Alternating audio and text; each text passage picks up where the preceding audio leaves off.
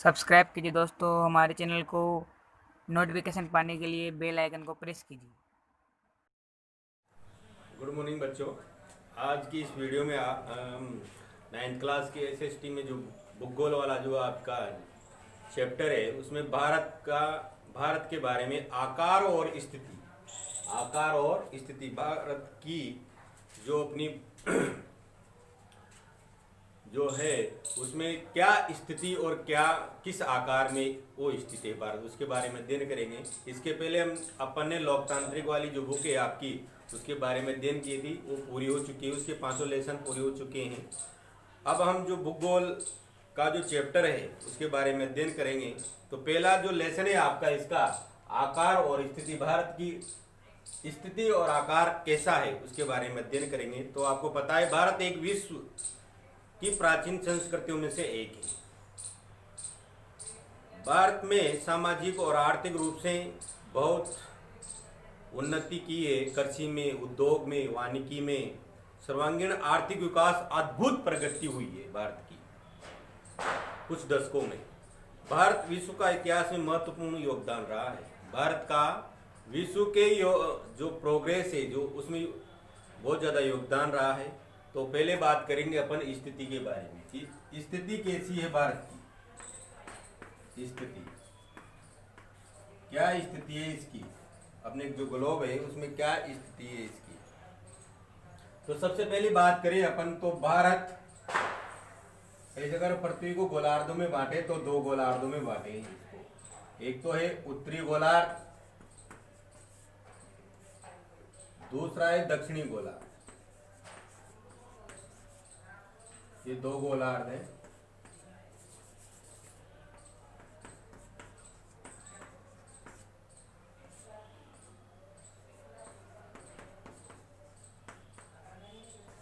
ये दो गोलार्धों में अगर बांटे इसको पृथ्वी को तो भारत उत्तरी गोलार्ध में स्थित है। जो भारत है उत्तरी पूर्वी गोलार्ध में स्थित है। ये यहाँ भारत स्थित है, उत्तरी पूर्वी गोलार्ध में स्थित है। उसके बाद इसका मुख्य भाग, इसका जो मुख्य भाग है अक्षांश और देशांतरों में देखें तो 8.4 जो है इसकी स्थिति में, 8.4 की स्थिति में ये भारत की स्थिति है। उसके बाद लगभग इसके बीच की जो है ये मध्य रेखा, ये इसको दो बराबर भागों में बांटती है, अपनी गोलार्ध को दो बराबर भागों में बांटती है। इसके दक्षिण में अंडमान निकोबार द्वीप समूह है और बंगाल की खाड़ी है। जैसे भारत की अगर स्थिति देखें ऐसे, ये देखिए आप, तो इसके इधर उत्तर, दक्षिण, पूर्व और पश्चिम। पश्चिम में देखिए अगर इसकी साइड में तो अरब सागर है,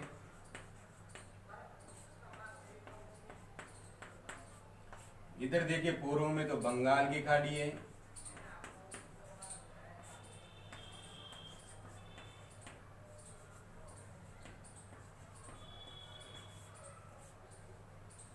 आगे देखिए अब आप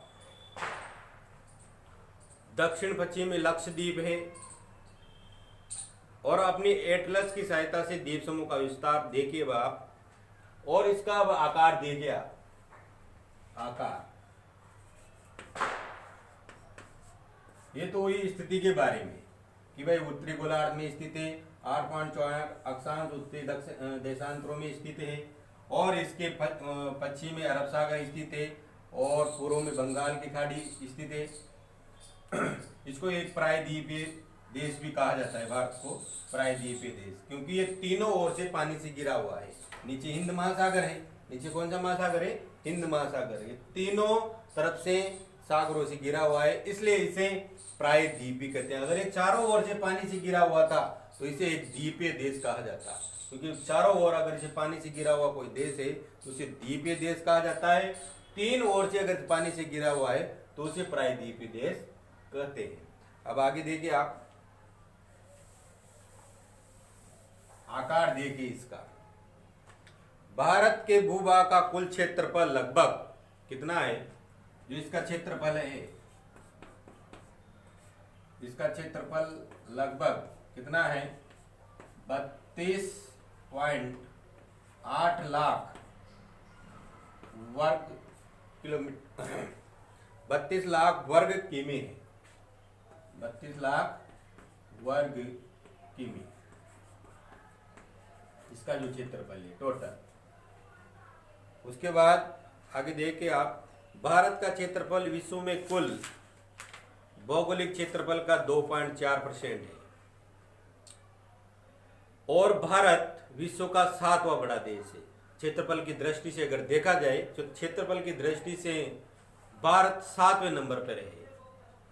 भारत की स्थल सीमा रेखा लगभग 15,200 किमी है। समुद्री तट पर इसका अंडमान निकोबार और द्वीप समूह, लक्षद्वीप समूह के साथ 7,516 है। भारत के उत्तर पश्चिम और उत्तर पूर्वी सीमा न्यूनतम वलित पर्वत है। पूरा जो है इसका उत्तरी भाग भारत का जो उत्तरी भाग है वो पूरा पर्वतों से ढका हुआ है पूरा। और ये गुजरात से अरुणाचल प्रदेश की स्थानीय सीमा 2 घंटे का अंतर है। भारत में मानक म्यानोत्तर माना गया है जो कि उत्तर प्रदेश से मिर्जापुर से गुजरती हुई रेखा है। अक्षांश का प्रभाव दक्षिण से उत्तर की ओर दिन रात अवधि पर पड़ता है। भारत भूखंड एशिया महाद्वीप और पूर्व पश्चिम के मध्य में स्थित है। कौन से महाद्वीप में स्थित है? और एक है एशिया महाद्वीप में स्थित है। भारतीय भूभाग एशिया महाद्वीप का दक्षिणी विस्तार है। हिंद महासागर के पश्चिमी यूरोपीय देशों में एशिया देशों को मिलाता है। दक्षिण का पठार हिंद महासागर के शीर्षोत्तर फैला हुआ है। पूर्वी एशिया के देशों में पूरी तट के माध्यम से निकटतम संबंध बनाए हुए हैं। ये सारी चीजें आकार और स्थिति के अनुरूप आती है। इसका ये आकार है और स्थिति मैंने पहले बता चुका हूं। अपने उत्तरी गोलार्ध में स्थित है ये, और इसका जो क्षेत्रफल है 32.8 लाख वर्ग किमी का है। और विश्व में जो इसका क्षेत्रफल की दृष्टि से अगर स्थान देखा जाए तो 7वां स्थान है। अब आगे देखिए आप, इसकी सीमाएं कहां से कहां तक फैली हुई है।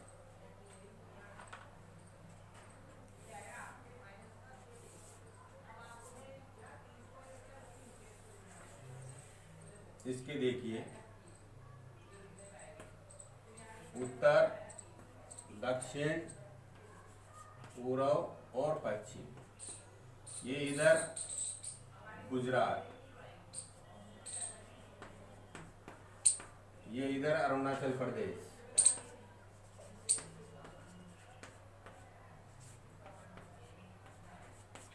ऊपर जम्मू कश्मीर,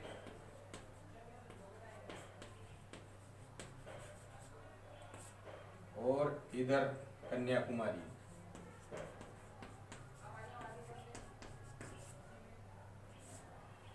अब देखो इसका भाग कितना है। इधर गुजरात से अरुणाचल प्रदेश की जो दूरी है इसकी वो है 2933 किलोमीटर। कितनी है? 2933 किलोमीटर की ये दूरी है। यहाँ से यहाँ तक इसकी सीमाएं फैली हुई है। उसके बाद देखिए आप, जम्मू कश्मीर से कन्याकुमारी तक ये है 3214 किलोमीटर। कितनी है? 3214 किलोमीटर। ये यहाँ तक इसका विस्तार फैला हुआ है। इधर जम्मू कश्मीर से कन्याकुमारी तक है 3214 किलोमीटर। उधर अरुणाचल प्रदेश से गुजरात तक जो है 2914 किलोमीटर की लंबाई तक ये फैला हुआ है। अब आगे देखिए आप, भारत विश्व के देशों के साथ संपर्क युगों पुराना है। यहाँ की जो व्यापार जो पद्धति है वो बहुत पुरानी है, क्योंकि समुद्री जलमार्गों की अपेक्षा भूभागों से होकर अधिक रहा यहाँ व्यापार। उत्तरी पर्वत जो दर्रे हैं उनमें अनेक यात्राएं प्राचीन समय से होती चली आ रही है, जबकि समुद्री मार्ग बहुत कम लोगों को ज्ञात था। पर इन मार्गों से प्राचीन समय के विचारों और वस्तुओं का आदान प्रदान होता रहा है।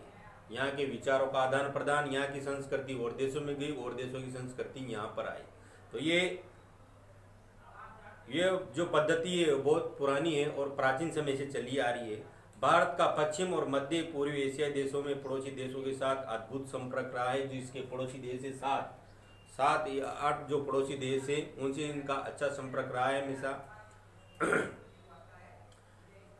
इसी प्रकार उपनिषदों के विचार, रामायण, पंचतंत्रों की कहानियाँ, भारतीय अंक और दशमलव की प्रणाली संसार के विभिन्न भागों तक पहुंच सके।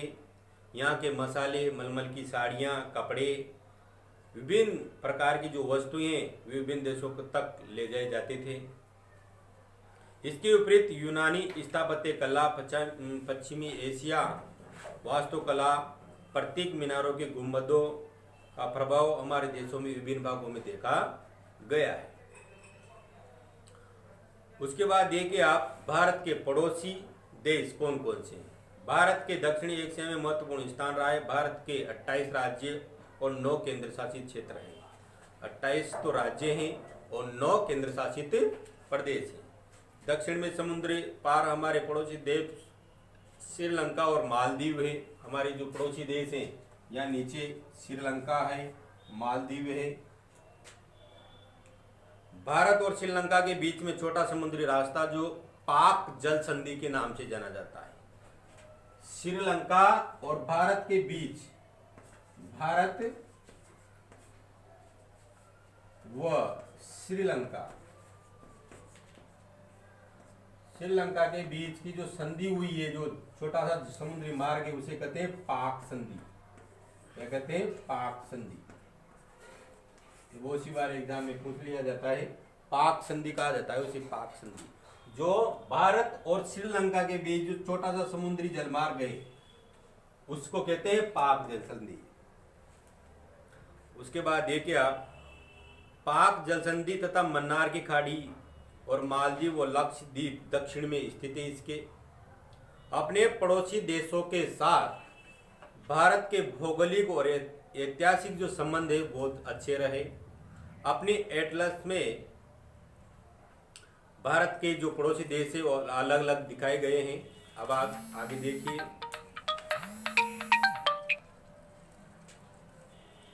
तो ये जो अपने आज जो अध्ययन किया है आज की वीडियो में, वो भारत के आकार और स्थिति के बारे में अध्ययन किया है। जो इसका आकार मैंने पहले भी बता चुका हूं मैं, आकार जो है इसका और जो क्षेत्रफल है, ये देखिए आप,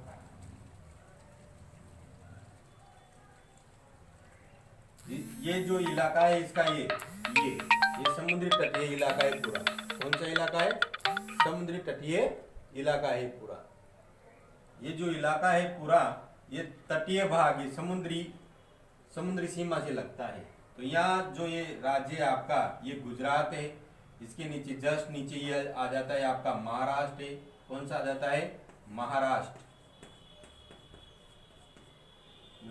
आ जाता है। इसके महाराष्ट्र और ये कर्नाटक, इधर महाराष्ट्र और कर्नाटक के बीच में छोटा सा राज्य, भारत का सबसे छोटा राज्य गोवा। कौन सा है?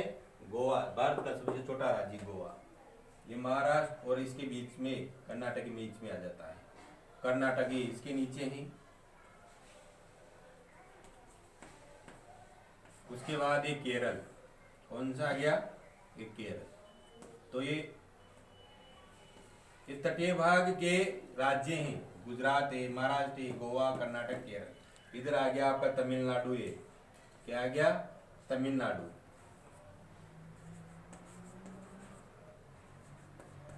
ये आपका तमिलनाडु है। तो ये आपके तटीय भाग वाले, इधर आंध्र प्रदेश, छत्तीसगढ़ और ये क्या नाम से उड़ीसा, ये सारे जो तटीय भाग के आपके राज्य हैं। अब आगे देखिए आप, तो ये जो पहला लेसन है उसके बारे में ये आज की वीडियो में जानकारी है, और इसको आप घर पे अध्ययन करें। फिर अगली वीडियो में अगला लेसन। धन्यवाद।